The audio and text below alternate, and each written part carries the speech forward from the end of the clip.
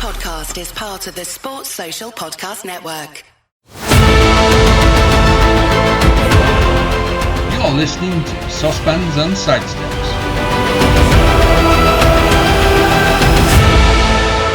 Hello and welcome to this week's edition of Saucepans and Sidesteps podcast. Joining me, Big M, as always, Mr. Huw Griffin. How are we, my friend? Merry Christmas. Hello, Merry Christmas and Happy New Year, depending on when people are listening to this. I think producer Lee has said that he's too busy spending time with his family this evening, so he's had to delay the putting of this up for a good 24 hours whilst he recovers from his spending time with his family. Is banging, raging, spending time with his family, and so we'll be coming to you perhaps in the new year. It might be 2025 when you're listening to this. If so, how did we go down against the Dragons?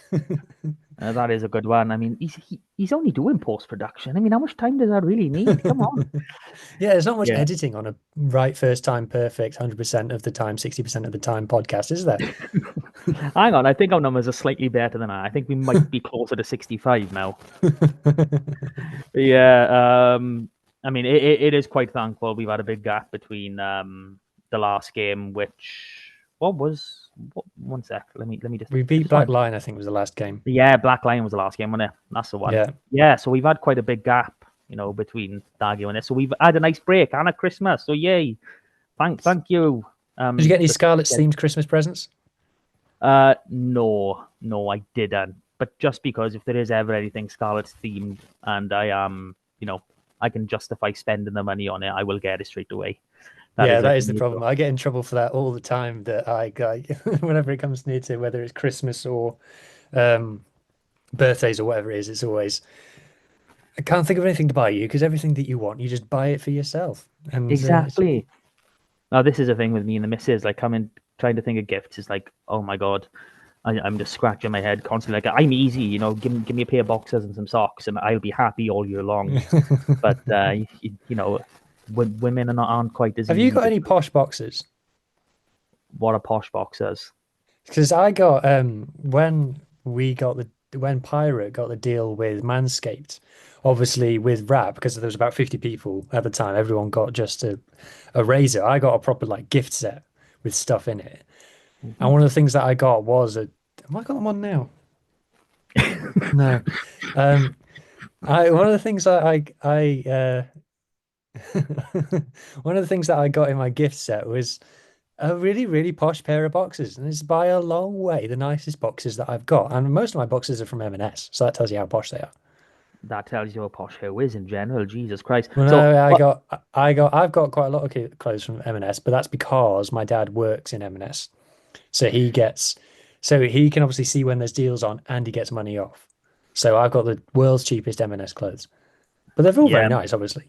Yeah, my missus used to work in M&S. Used to get all the kids' school uniform from me. Absolutely stunning stuff. Fair play. But what constitutes a pair of posh boxers? I mean, I think the poshest pair I might own is from a brand called On That Ass, and I had them for a couple of months. I decided to chuck the socks on with it. I didn't get on with the socks. I like a proper thick cotton sock, so that went down the window. When I tried to cancel the socks, it was just such a palaver. They're probably the nicest boxes I know. So they're extremely fine cotton, triple layered in some places, I think. Some places. In some places, yeah. Just we're not sponsored by Manscaped anymore, so don't buy them.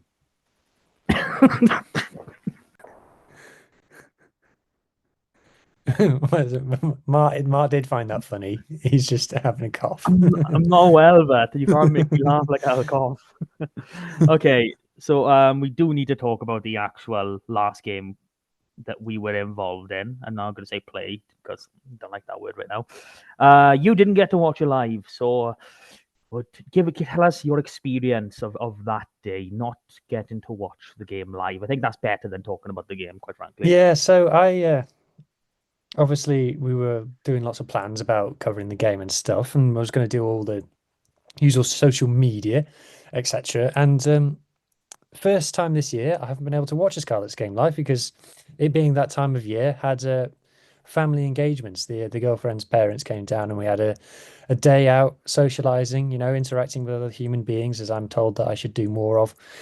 And we went out for dinner. So I thought I'm not going to sit at dinner checking it on my phone. I thought, oh, because I've done that in the past and it's not fun.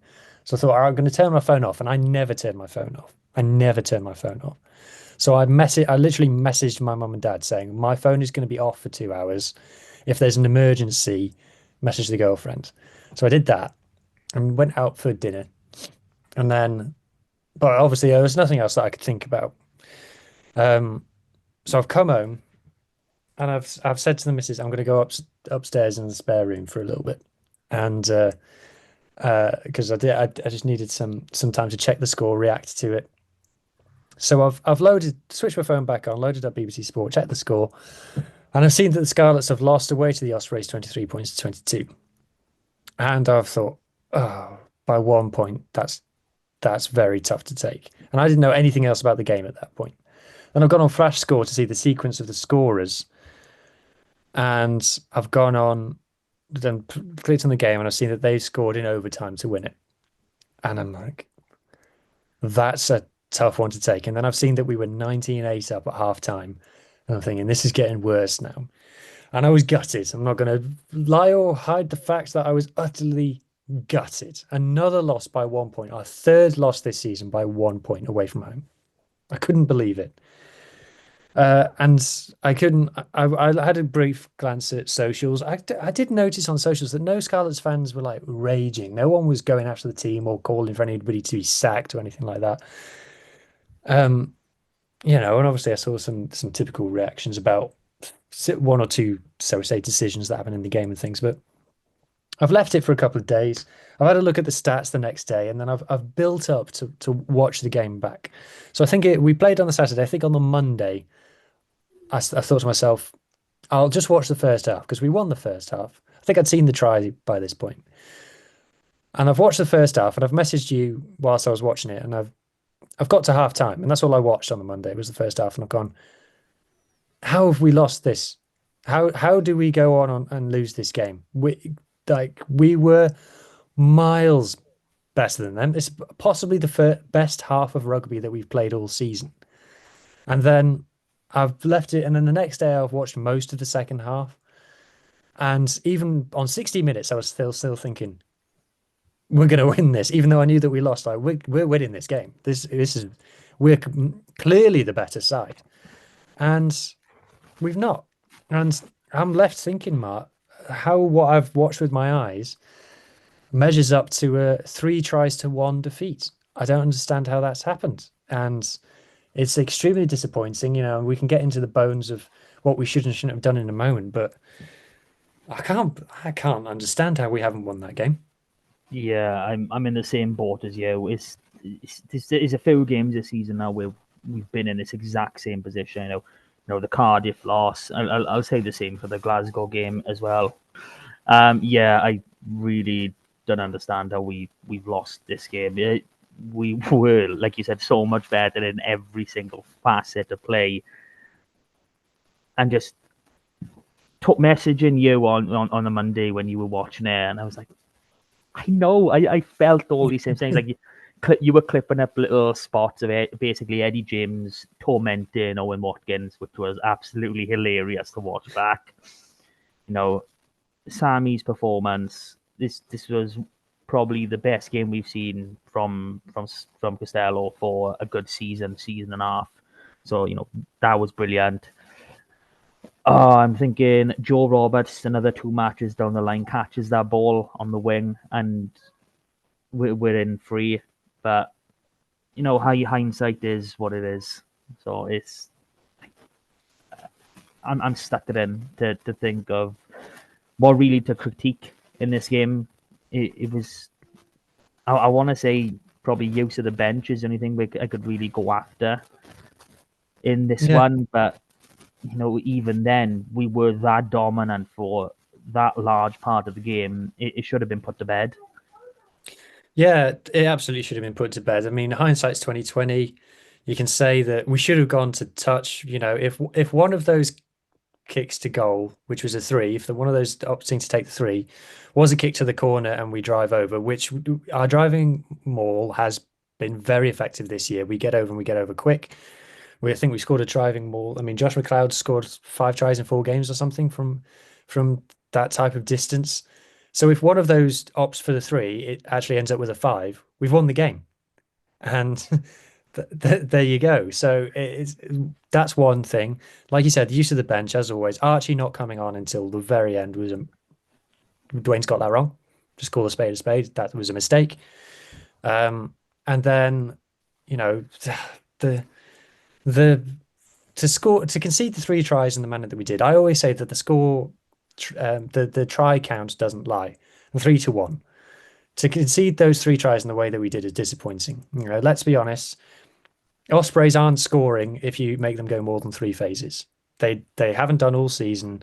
Their phase attack isn't how they score. They score quick, and to give them the opportunities to get into the position to have an attack from that close to our line, have a platform that close to our line is disappointing, and to allow them to execute it 3 times is disappointing. We should have been able to stop it. You know, and if we want to be a team that is in the top half of the table in the URC, that's the level of opposition that we need to be able to beat. Yeah. Honestly, you know, we're not here to critique the opposition, but like even the commentators. And to be fair, you know, some people moan about the commentators. I think I like Richie Reese as a commentator. The way he calls plays in, you know, in real time, he was saying, well, the Ospreys have done this, which means they're going to have this problem at the next ruck, and then they would. You know, there's a video that I've done on the Rap channel analyzing the Ospreys attack, and it was the things that I put in there about having all your forwards being used in one way, which means that on the next phase of the attack, no one's in the right position to execute the next thing. And Sean Holly, we obviously know, is steeped in Ospreydom. He was losing his mind on comms, going, what are they doing? There was one where they called a mark. I think their first attack of the game, a maul on the halfway. They've thrown the whole back line into the maul on halfway and got nothing from it. Like, let's be honest, you know, if the Scarlets were pulling moves like that, we'd go absolutely mental. We on this pod, we'd call it out and say it's not good enough. So the point that I'm making is, if we want to be that team, which we're trying to convince ourselves that we are, we've got to be beating that level of opposition. And the fact that we didn't, you know, watching the game back kind of made me feel better, in that I was like, well, we were clearly the better team. But it doesn't matter if you don't trouble the scoreboard. And we tried to keep the scoreboard ticking over. And like we say, Johan Lloyd's missed a couple of kicks. People are overstating how easy the kicks were. One of them wasn't easy at all. But another game lost by a point that we should have won. And it's a trend now. And, you know, you're looking at the league table. We're somehow now down in 12th. Obviously, people have played different numbers of games. With 3 wins, if our discipline was 10% better and our kicks to touch were 10% better, we'd be on 6 wins. And that's not an exaggeration. We've lost 3 games by 1 point. So it's frustrating, and I'm annoyed, but at the same time, I'm not panicking, because we did play the better rugby. Yeah, I mean, I do agree with you on a lot of points. And one thing that I was worried about before the game, which I'm very much worried about for this upcoming one, is that us getting dragged down to their level. I think they did do that in, you know, especially in the last 20 of the second half. I mean, if you watched us every single game up to this one, how many times have we taken the 3, especially in the first half? We would always go for the corner and go for the kill. And yes, I understand, you know, keeping that scoreboard ticking over. I do agree with you. I do think if, you know, we stuck with our guns as we have been all season, we probably would have had the bonus point wrapped up by half time if we kept going for the corner instead of the sticks. You know, that is the level of superiority we were enjoying over them. But I do understand why we went for the 3 at the same time. I mean, there is no team in this league that I fear at home. There generally isn't. Any team can turn up the park, and I honestly believe that we can't do them over. And there's literally a handful of teams I'm afraid of going away to. I'm not afraid of going to Glasgow anymore. I would have been afraid of Glasgow before that game. And I know people say, also rotated, it's like blah, blah. So were we. And, you play what's in front of you. Like, honestly, unless we're coming up against, fully loaded Leinster, Bulls, Glasgow away, I'm genuinely not scared of anyone, and that's just the reality of how good we are playing this season and how much improvement a few of our signings have made, and secondly the buy-in from the players into the style of play, because this is massively different from what we see in last season. They went to the back to the drawing board essentially, at the back end of last season. They've come up with this. They've presented it to the boys in pre-season, and they have all bought in, which has been absolutely amazing. And it's amazing for us to see, the style of play. Even other teams like Bordeaux and Toulouse are copying us. You know what I mean? That's how good it is. But yeah, it's getting over that line, and obviously that is the main thing. Wins are what matter. I'm happy to be having some great performances, but when we literally lose into what essentially is one of the worst teams in the league, and I'm not saying this just to be disrespectful to those over the bridge, you are literally bottom four of this league. That is pathetic, and I include us last season in that bracket. We were pathetic last season, so to even be within a score of these teams is we shouldn't be looking at ourselves. Yeah, onwards and upwards. Yeah, let's just have a quick glance at the stats, because I think the stats aren't massively exciting for this game. But like if we start with the set piece, obviously that went well, as it has done all season. I just need to make sure they don't share the wrong thing. Share the screen. There we go. Hang on. What are you going to share that's wrong? What are you afraid of, my friend? Oh no, nothing. It would just be the WhatsApps and things. I only ever talk to you really anyway, so you've seen it all anyway. Oh, I'm privileged now. So set plays and 7 scrums. Wow. Yeah, I'm a bit perplexed by this. As well as the Ospreys stat says they had 67, 2/3 scrum completion on 4 scrums. Yeah, they had 6. No, that's the total scrums, I'm pretty sure. I'm sure that, come on, to get 67% from that, surely it has to be they've had 6 scrums. All right, okay. Well, the point is I think we took 2 scrums off them. So that math does actually math. We took 2 scrums off them. We took 2 lineouts off them as well. I think Matthias got 1 penalty out of both, or 2. And I think Hepburn got 1 out of, I can't remember who was the replacement side for them, Reece Henry or something. Another game where we've not dominated possession. We know that's not our game style. We're happy to, I think they called it out on comms. They went, watch this now, Scarlets will go 2 phases and kick. And that's what we did. And that's fine. That's a way of playing. But when we had the ball, we did a lot with it. If you look at our per touches metric compared to them, we had a lot more. 209 tackles again, north of 200 tackles again. Yeah, so there's nothing in the stats that makes me go, apart from, this one, the possession map. We let them have so much possession in our half. And this is something that we've got to improve.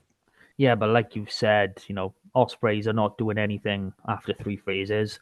So, red zone, obviously different, but we do seem very comfortable letting teams play around us. So, that is something we need to look at. I do think we could probably do more with possession. We have got some amazing strike runners. I'm pretty sure that, 3-4 phases we can develop, get our full back line, get a move ready, and try something rather than just give possession away. We left 2 tries out there as well. I mean, like you said, the Joe Roberts one, he should have caught it, and the Huw Lloyd one that was chalked off 10 minutes in or whatever. Well, I didn't see a forward pass. I'm not sure. No one did. Not sure what the TMO's seeing there to suggest that Eddie James has passed the ball forward. He clearly has not. But anyway, less of that. Let's not do referee talk. Let's talk about the try that we did score. So this has gotten all of the Twitter rugby analysts excited. This Scarlet's try, lovely set play move from the line out, just inside their half. So it starts off with a pass from Josh McLeod, and Amazing pass, by the way. they were going mad about this pass. So the Ospreys have got two defenders on the tail of the line out here. I think that's Sam Parry and Gareth Thomas. Yeah. Josh McLeod fizzes this, but look at this pass, man, to Costello there. It was a bit high, but Costello's short. We'll blame that on Costello being short. And you got Lousy in midfield. Now, the commentators were saying Lousy's in midfield. That must mean because they're going to use him. And we have used Lousy as a crash ball 12 at times this season. That is a tactic that we've used. I love that we've done this in overtime as well, by the way. We could have caught it and kicked it out. So this is kind of what we were saying about backing ourselves. Like we backed ourselves here, but not at other points of the game. So it's just annoying. So if I run it on, Costello then fizzes it back. Look at where Cowdor is. He's sat there waiting for it. As he does. It's his favourite thing to do, isn't it? Yeah, just hang about somewhere. Cowdor. There you go. There he is. So he sat there waiting for it. He's through, and then look, he's got Ellis Me on his inside, and look at the pace on that. He doesn't even hit top gear there. So that was nice to see. I think everyone else in Wales is starting to wake up to Ellis Me, who is Welsh, by the way. We've checked. Yeah. Like we said before, he's apparently Cunnan Valley is where his roots lie. So it is good, and I know you said this to me as well, that you think some Welsh selectors might get a little bit trigger happy and see, ooh, he's playing well, let's get him in. It's because he's so tall. Honestly, his height is such a point of difference for him. And there's just the fact is there's no other wings in Wales that tall, and being tall helps. So yeah, I mean it does, but as a winger, probably not as much as, let's say, a second row. But I mean, but yeah, I don't want him involved with Wales. I really don't. Well, he had 84 meters, which was top. He had 5 defenders beaten, which was top. He had 2 offloads as well, which no one else was more. Not a very offloading game. From his 9 carries as well, 84 meters from 9 carries, pretty darn good. And then the other player who had a great game, who you already mentioned, is Sam Costello. Now, I'm not going to read out Sam Costello's stats because they're definitely wrong. He definitely made more than 15 meters in this game. But like you said, at times majestic performance from Sam, not befitting of someone on the losing team. No, not at all. But there we go. It is what it is. I'll be honest, the way things are going within Welsh rugby, we might not even have a local derby, at Christmas time, before long. So, that is what it is. Let's enjoy it while we can, shall we say. Okay, we did have a team also play this past weekend, which is our female team in past everything. 2 weekends.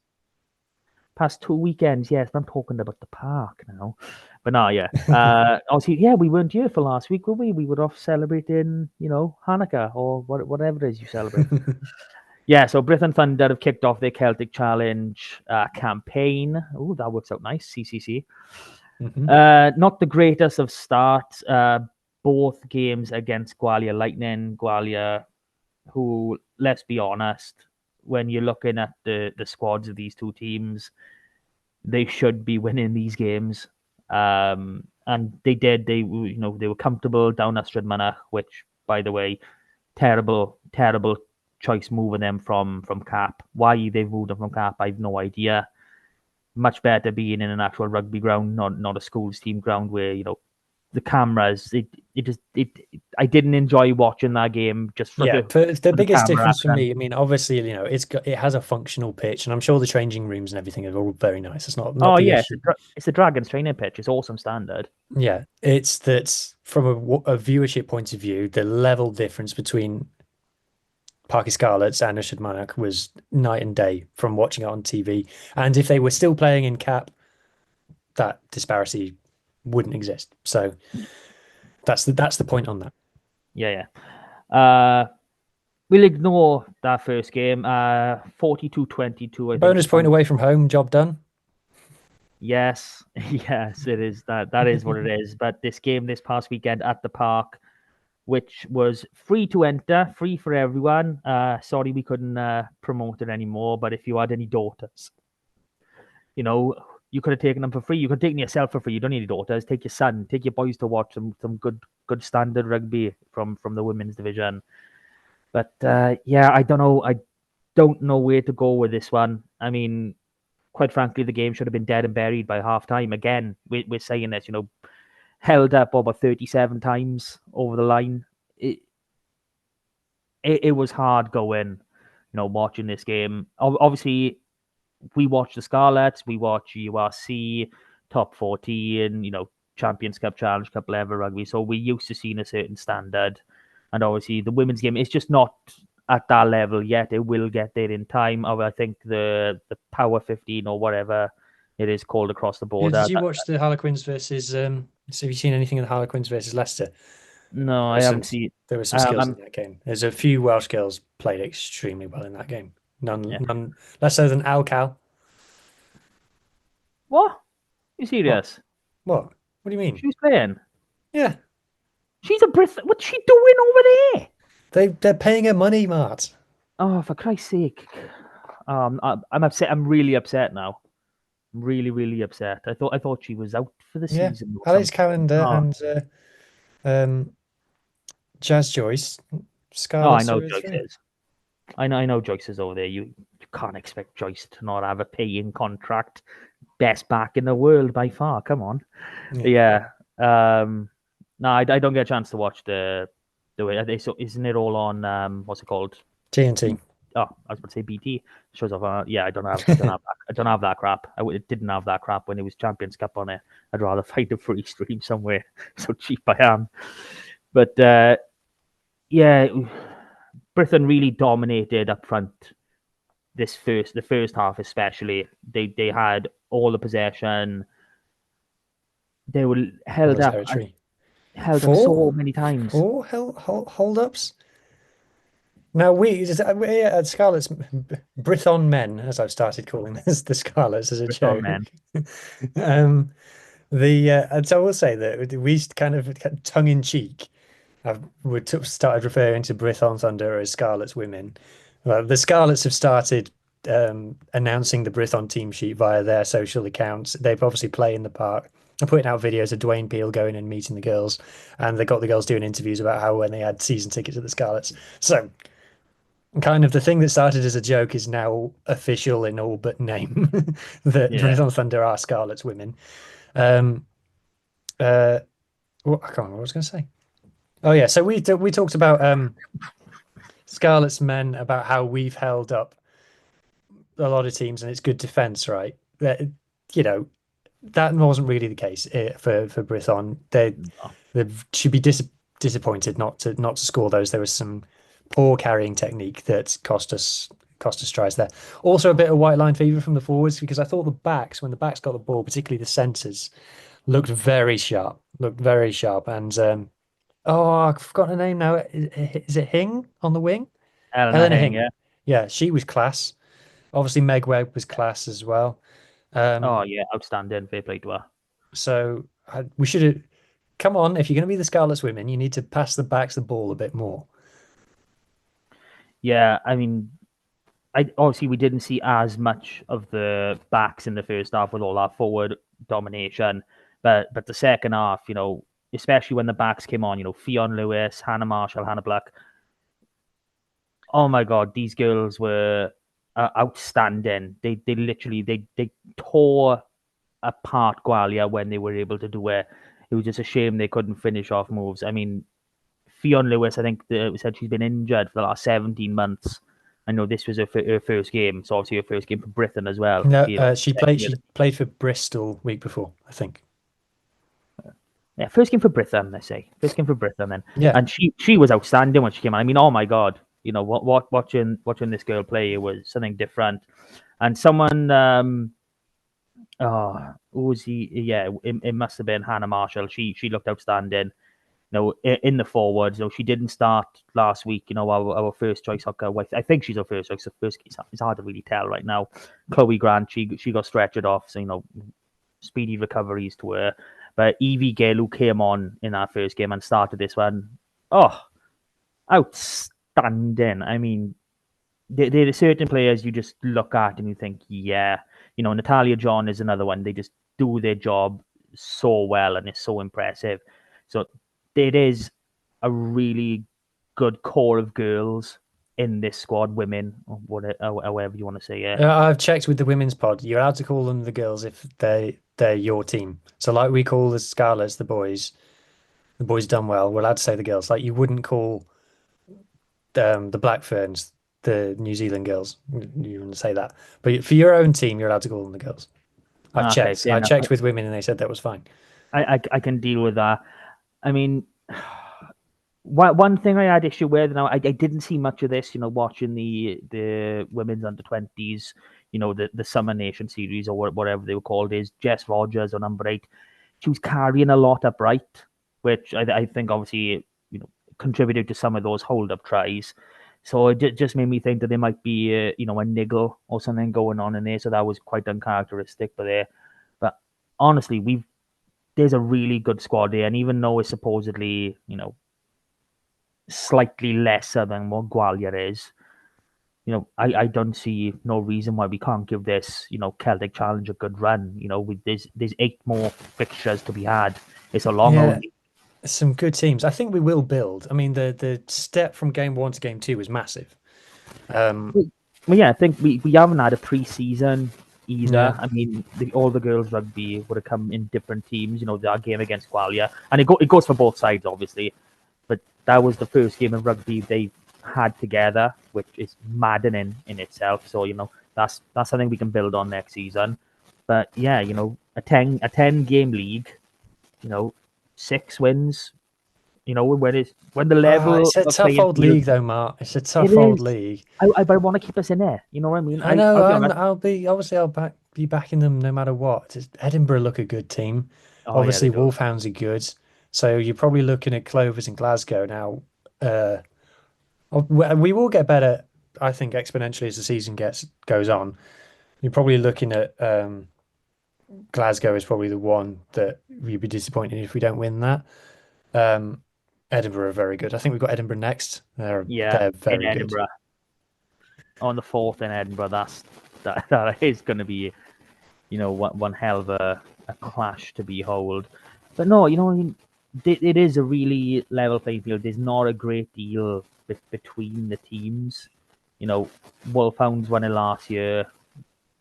Edinburgh were in second. Obviously, it was only Glasgow that finished without a win, and I wouldn't be surprised to see that happen again. But I do think I wouldn't be surprised, at least, to see someone win this league with 7 wins. I would not be surprised by that at all. I could see everyone taking at least 3 L's. Yeah. So anyway, looking forward to the next round of the Celtic Challenge. Woo-hoo.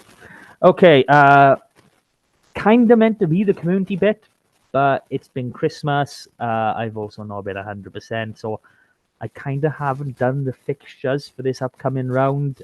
Everything does kick off on Saturday the 4th.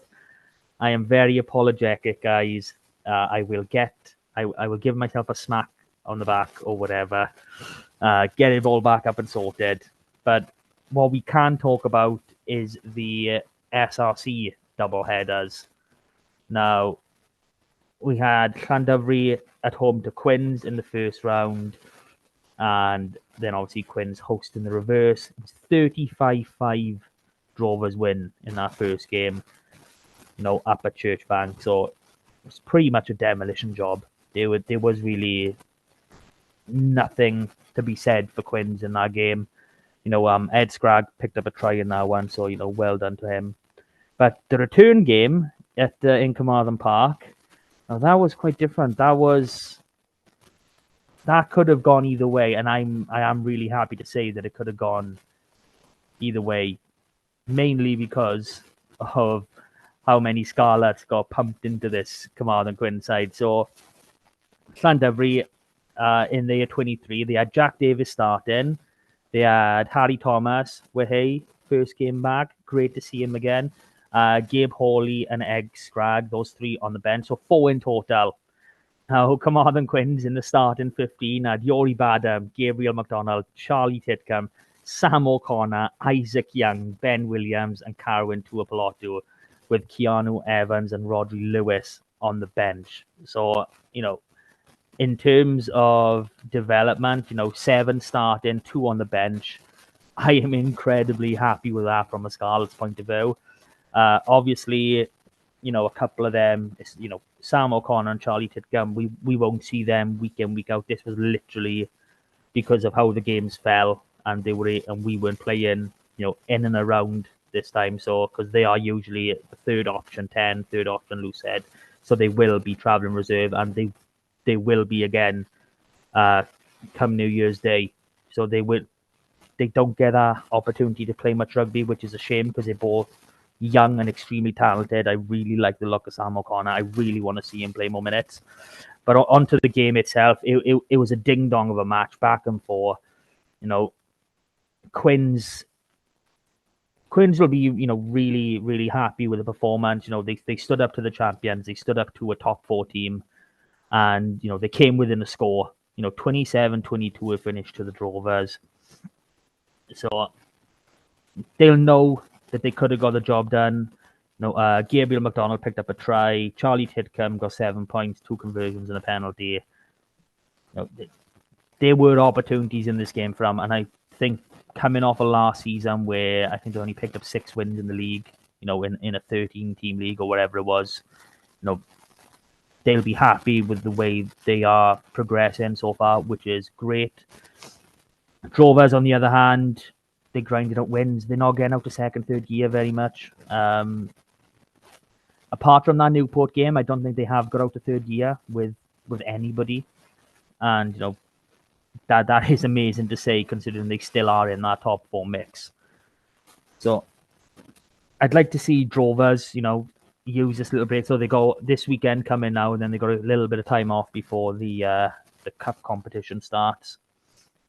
I'd like to see them really, have a look, see where their issues are, how they can get running at a higher gear. Because quite frankly, if this is what Drovers are doing, they're really battling teams down and they're getting over the line in second, third gear. They're going to be something else once they hit top form. I know maybe there is a plan. Maybe this is the progression. Maybe they're going to start using this cup run and then the last few rounds of the league before the playoffs. Maybe that is the plan. But I'd like to see a bit more from Drovers. Quins, on the other hand, I'm really happy with them and how they're going. A few more W's would be nice, but there it is. So on to this week now, and Llandovery have gone Newport at home.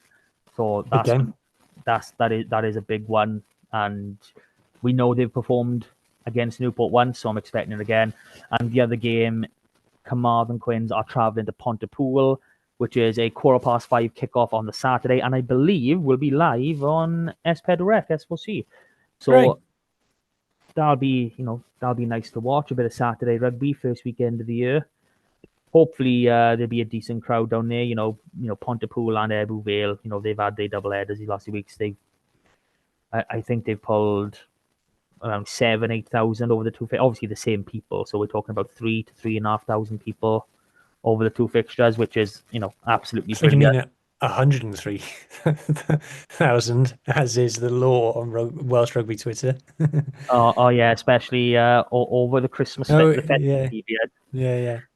Yeah. I mean, RGC for their game against Bridgend got over 2,000 up in Stadium CSM, which was, that's outstanding in itself.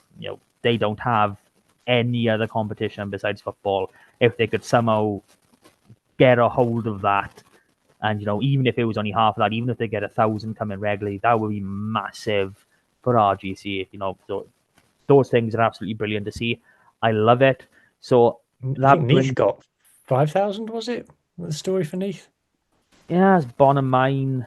It's a little bit different, that one, for me, because there wasn't the Scarlets Ospreys game on the same day.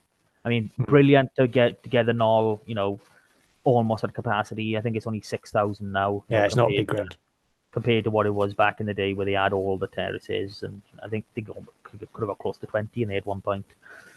But yeah, when you don't have the competing regional fixture on the same day, it is hard to take. Yeah, I mean, I know obviously there's it's not that easy, but you'd like to think that you could be a bit more creative with some of these SRC fixtures and when Yeah, they play, where they're played and things.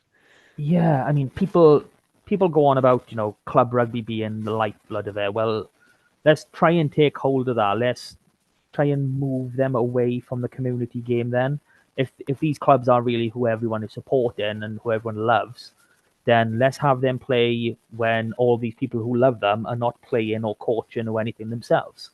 Let's see what happens. This quarter past five fixture for Pontypool against Carmarthen Quins. Most fixtures are going to be finished about 4, 4:10, on the Saturday. So that's probably a little bit too soon. You know, if you could get a good 2.5 to 3 hours, I think three might be a little bit too much actually between these games. And if people do love their clubs as much, then I think it's like back in the day when I was just a kid playing. If I had my youth game in the morning, so if I could go watch the seniors, you know, I was bouncing, I was banging anytime we played at home, and the odd few occasions we played on Sardis, was it was absolutely brilliant because you literally get off the pitch 12 o'clock, shower, shit, whatever you needed to do, and boom, you were already there. You're already there waiting and bouncing. It's nothing like it again to play a game and then watch a game straight after. I do like that feeling. So yeah, that is something we should be looking at. I'd say the same for the regional game. If we could get everyone who actually plays or supports or likes rugby not clashing in any capacity. Obviously, there's no evidence to suggest these people will go to these games, but if you don't try it, you'll never get that evidence as such, if they should say.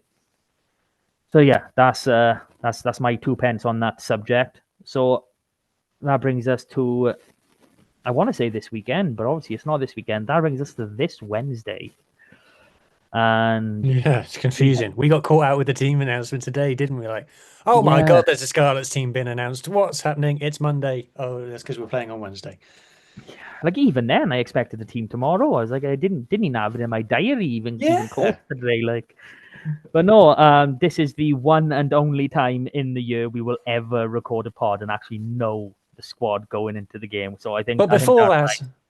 we've had a letter. Oh my God, no! Why can't this guy just go away? It's from Jack Oh, from Lucker. and it He looks like says you've got the this. letter from how much you did. Oh no, never mind. Well, well, well, well, well. Your precious Scarlets have lost a game of rugby by 2 driving mauls to 0.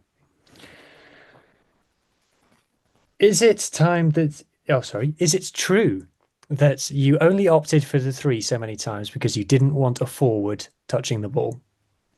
Yours, Jack from Lucker. Charming as ever, Mart. Charming as ever, Jack. It's Christmas, so I'm just gonna say go do one. Yeah, I don't want to. I don't want to revisit that game, Jack. Bugger off, please. I mean, if you've got so much to talk about, so much to say, send it to the Erie. We really don't care. Keep, we care about us. We don't care about you. You care about us. This is the thing. We focus on Scarlet's things and how Scarlet's do. I tell you what, our notifications on Twitter have been busy. Last week we've had a lovely quiet season up until now, and our notifications suddenly started popping off from Saturday through to Sunday. Yeah, I did notice that. To be fair, that was quite annoying.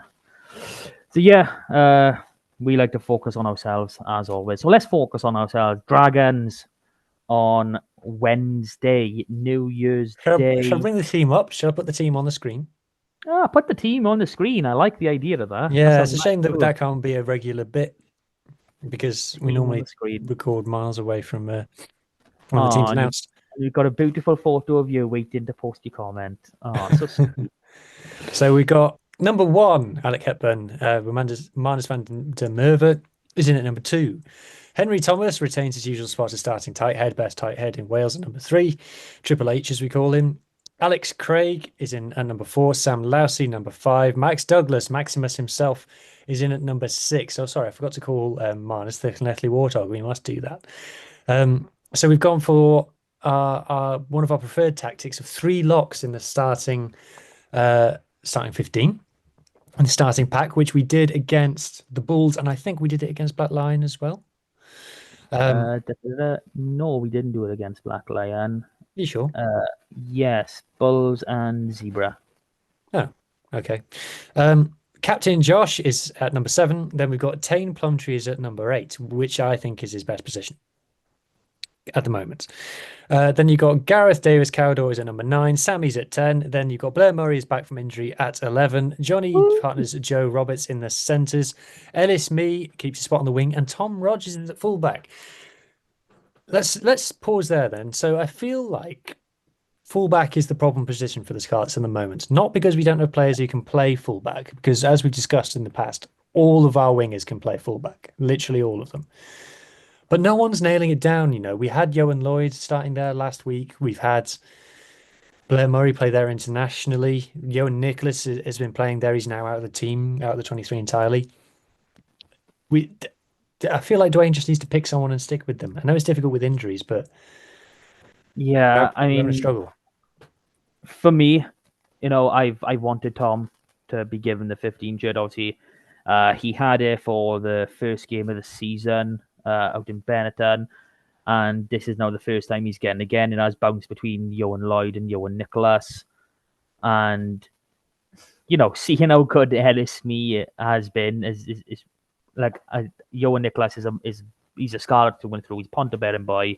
He's absolutely brilliant to have in this squad. But quite frankly, I think if Ellis Mee had shown a little bit more in one of those first 2 games, we would have seen Tom Rogers at 15 for a lot more this season. But yeah, Tom is the one we need to run there. I think he, out of the 3 that are there, so you got Blair Murray, Ellis Mee, Tom Rogers, who all 3 can play fullback. I think it might end up being Ellis Mee, in the long run, just because of these new escort laws. Having that extra bit of height behind him, to take on these high balls when you've got someone actually steaming at you, might be beneficial. But yeah, Tom is definitely the one for me. He doesn't have the top end pace that Ellis Mee or Blair Murray do. So, there is that sensible, choice for there. Put your slowest wing at fullback sort of thing. And he's not slow anyway. He's just not as fast as the other guys. That's what I'm saying. But yeah, I'm not calling Tom Rogers slow. Nowhere near to it. But I like Tom at 15. I think it gives him more options. I think he is a good kicking option. But having it's that ability to scan, which is something that is obviously massive in Sanjay's game, which is obviously spent a lot of time here, being from us. I'm hoping that that's something that Tom has learned during, his few years involved with Sanjay. So, given how good Tom has been in attack this season, I am excited to see him getting a run in the shirt. So, yeah, I'm happy with that. I'm done with the Sam Costello, Johan Lloyd 10-15. I am done with it. We've spoken about Johan Lloyd's best position being 15. I mean, the way he's played this season, I think he's focusing a lot more on playing a 10, and it is showing. I do think he is developing into a better 10 than 15, so let's keep him there. So, yeah, what's your 2 pence on it there, Bud?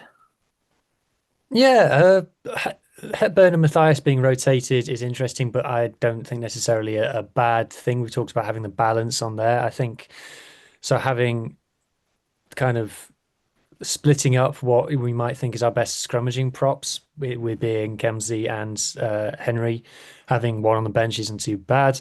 If I just go through the bench, we've got Sean Evans, Kemsley Matthias, like I said, Archer Holtz is on the bench. The world famous Vea Fafita is wearing number 19. Whether he actually ends up in the row, we don't know. But Dwayne has obviously listened to the pod and go, oh yeah, Tane and Vea don't work together. I keep needing the boys from the Saucepans and Side Steps pod to remind me of that. So he split them up. And then Jared Taylor wears number 20.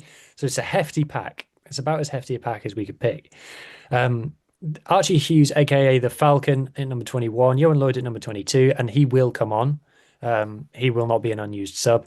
And then Eddie James, ditto, wearing number 23. I'm not. Yeah. There's nothing about the team that I dislike. Obviously, we've talked about Johnny Williams being the better impact sensor. We won't go over that again.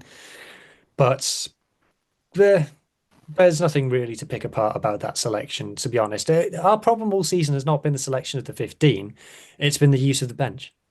Yeah, I mean, in terms of the bench, I love Sean Evans. I really do. But I would, at this point, I would much rather see us try out Isaac Young.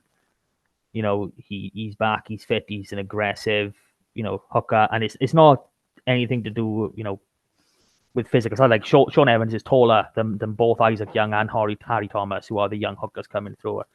It's just a case of those boys have been doing it their entire life, and it's a tough anywhere in that front row is incredibly tough to learn, especially if you, you you're coming off essentially being an open side like Sean was.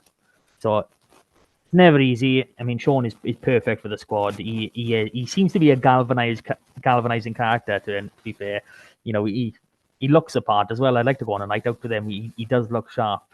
Fair play to the way he's got a natural eyeliner, which I'm quite jealous of, to be honest. But yeah, we've spoken about using the bench more, having Fafita in there. That is scary. And again, like you said, we've talked about Johnny being the better impact. And we're not talking stick Johnny on the bench all season. We're saying big games where we really could do with someone big and scary like Johnny, who could come off and really make a few people's lunches go up a couple inches. That's what we want him for.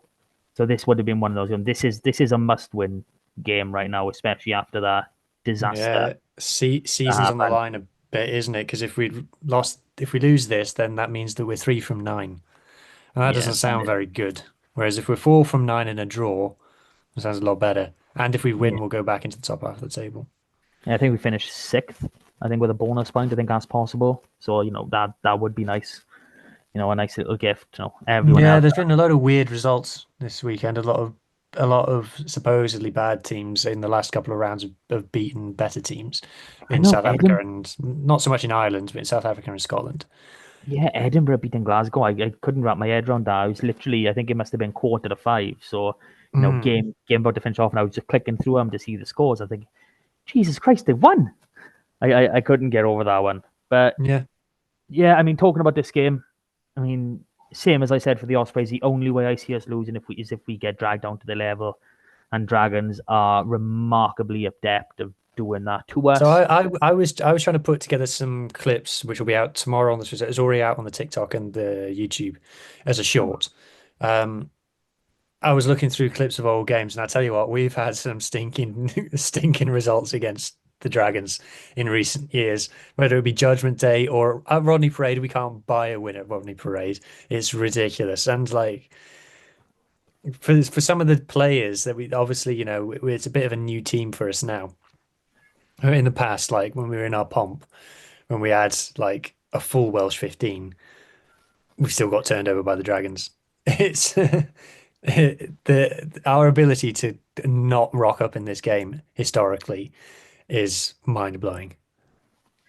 Yeah, and looking at the Dragons 23 for this game, if I look at the 15 specifically, I mean, we just absolutely mangle them position by position. I said to you, I think the only positions where we don't have the superior players, I think Dimitri Arhip is better than Alec Eppin, obviously 3 against 1, and then I'd say Plumtree and Wainwright are about the same. So we got 13 players better than them in a 15. I can't see us losing this game. We shouldn't lose it. Yeah, I got to agree. But it's never really been about that in this game, has it? It's always been about us finding a way to lose. Obviously Sammy missed his penalty last year at their place. We just they just rock up. It's a bit like how they beat the Ospreys at their place as well. They managed to beat us. I think someone offered them. You lose to Cardiff every year, but you beat the Ospreys and the Scarlets, and I think they took that choice, to be honest. And so yeah, nervous. I'm doing a series analysing every Welsh region's attack. I've done the Scarlets, I've done the Ospreys. Cardiff is work in progress. Do Um, Dragons have an attack? but the Dragons are going to be last, and it's going to be tricky because the Dragons are very difficult to analyse because It's never clear if they're doing the same thing one game to the next. And they, especially last season, they have the ball so little. I think they carry the ball least of anyone in the league. They did last season anyway, and they're the least territory and things. It's very difficult to analyze what they're going to do. What is good about them? They have an underrated pack. I think their pack is very underrated. And Angus O'Brien is doing very well from the fly half. And they've got exciting young talent in the backs as well, the likes of Huw Anderson, their centres. I know they're very excited about as well. So that's about as much analysis as you can do on them because they they can play in fits and starts, but they always just seem to have a period in a game where they go up massively off the boil, and then it's very difficult to draw many conclusions about them. Yeah, I mean, for me, looking at that team, they've put Huw Anderson on the left wing. So when you've got a young kid like that, and we've got no issue with ours. Like obviously Blair Murray, he plays on the left wing because he's probably he's our best defensive winger, even though he's a short ass, and we saw that in the aptitude he had in the Cardiff game at home, where he went down, he ran back 3,000 meters to make our tackle, which Yeah. was outstanding. But they've got Rio Dyer, who is he's a Welsh international winger, 20 cap plus. I'm sure he's in and around those numbers, and left wing is like we discussed before. That's where everyone attacks on the right, so it's the left winger that's doing all the defending. They put in their young kid there. I know he plays a lot of fullback, but you put in your young kid in that position, I'd be sticking him on the right, and shifting Rio Dyer over. So I do think with how we attack, with how we play, we could find a bit of joy down there. Especially when we're lumping Max Douglas and Plumtree on that sideline, and then in the second half when Fafita comes on, I think we could get a hell of a lot of joy, down that side, just because of his inexperience at this level. I think he'll go a long way. He plays at SRC level quite a bit. Really, really good player. Not knocking him or nothing like that, but he is a kid, and that's what we're going to like Ellis Me is a kid, and for that reason, he's played a bit on the left wing. So now Blair Murray's back, our best defensive winger's back. So you can bugger off and you can go have a bit of a lie down on that side. So it's just something that when you're looking at these squads and you're looking how they're made up, who's playing where, especially if you're looking at wingers, it tells me they don't trust Rio Dyer defensively. So I'd like us to attack the left as well. But I do think that could be somewhere where especially Max Douglas and Fafita get some joy should we put them in those positions. And we have done that plenty of times this season. We have got that ball out wide in the tram lines to a back rower. So that's going to be something to watch out for. Yeah. Yeah, like I said, it's probably the most difficult team to analyze and have a stats based conversation or something because they've changed their coach halfway through as well. It's just I don't understand that. It's just difficult to know what it is that they're gonna turn up and do. And like I said, it kind of doesn't matter because form goes out the window in Welsh derbies. There's always something weird that happens. The team that's coming in on the best form tends to lose and things. So don't know what's going to happen in this game. Don't know what to watch out for. Don't know what area we're going to target. Don't know what area they're going to target. It's a bit of an unknown. I think we just got to turn up and focus on ourselves. I think what will be really exciting to see is us with a bit more ball in hand or a hell of a lot of kicking. Because like you said, they don't get a lot of possession. We don't like to play with possession. So that's going to be an interesting one. That could work against us. I mean, our worst performance of the season was Cardiff, and that was Cardiff at home. And that's the game that we had the most ball in. So sometimes if you're a team that wants to play without the ball and you find yourself having the ball a lot, then you find yourself getting unstuck, and that's exactly what happened in the home game against Cardiff. So. I reckon we just chuck a lot of Gary Owens in that case and try and pretend it's off transition if we recollect it. Yeah. So I honest to God, we should be pumping the Dragons the way we are playing, the way the opposition we've come up against, the better opposition that we've beaten or we've come extremely close to, we should be there should be a bonus point when walking the park. Not meaning to disrespect the Dragons, but you're last. It's as simple as that. If anything less than a bonus point win isn't good enough in this scenario, and I'm not afraid to say that out loud. I'd like to think we'll take this by a comfortable 15 points because we're at home, but realistically, I'd say Scarlets by 10. I've really no idea. I always back the Scarlets, so I'll say the Scarlets by 2. But Jesus, but oh. the this is Welsh derbies. Something weird always happens. Something always weird happens in Scarlets versus Dragons games. So well, honestly, there's no Moriarty to throw kicks and fists now or whatever it is, wasn't it? No. I wouldn't be surprised to see a couple of cards in this game, one way or another. Thing. We do see a lot. Anyway, do we have any other business to conduct this evening, my friend? Yeah, just very quickly, because I couldn't find any good clips from a Scarlet's point of view for Scarlet's memories against the Dragons. I've only got this one, which I'll share my screen now. To end off, who are we going to see? Who's it going to be? Is it going to be a man in yellow? It's going to be a man in a rhubarb and custard kit. Oh, yes. We can't go wrong with rhubarb and custard. There he is. Da, da, da, da. There he goes. Boom, boom, boom. Out my way. I was there for this. I was in the stadium for this. Yeah? Yeah. So you saw the angry Mastiff. Christ. I saw the world-class blocking line run by the referee. I know. Obviously, he's gone. We won't see his like again. But how good was Ken? Jesus Christ! Oh, I thought you were talking about George Clancy for a second. Then I've told you to stop. Yeah, people forget. They called him Cannonball Ken for a reason, and this is that reason. World class. How many games did he start for the British and Irish Lions? 700, I think, something like that. Only player to ever start that many. Not a bad player. Not a bad player at all. Anyway, I think that wraps it up for us nicely. Scarlet, smash the Dragons, and then we have a nice little chat next Monday.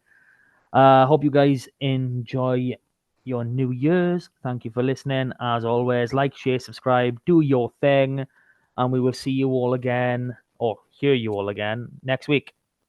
Bye, guys. Cheers.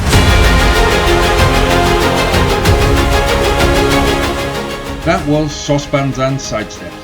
Please rate, review and share on socials if you can, and join us again next week for more of the same. And until then, enjoy your rugby.